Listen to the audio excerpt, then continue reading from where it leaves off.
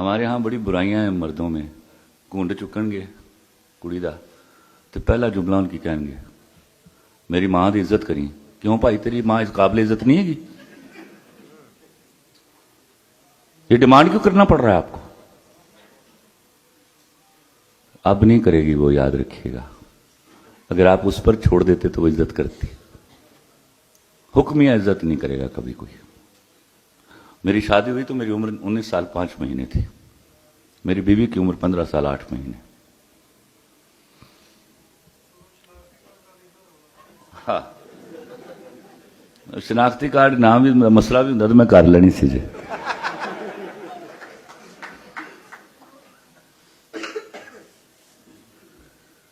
मैंने उसको बिठाया और मैंने कहा, 2 बातें कही उससे। मैंने कहा मुझ पर हुकूमत करना, बस साल के 4-5 दिन जड़े ना बिहेव लाइक अ स्लेव, मेरी भी इज्जत रह जाए ना। दूसरी बात उसको मैंने कही, और अल्लाह की कसम, मेरा अल्लाह इस बात का गवाह है, मैंने हुकूमत करवाई है उससे।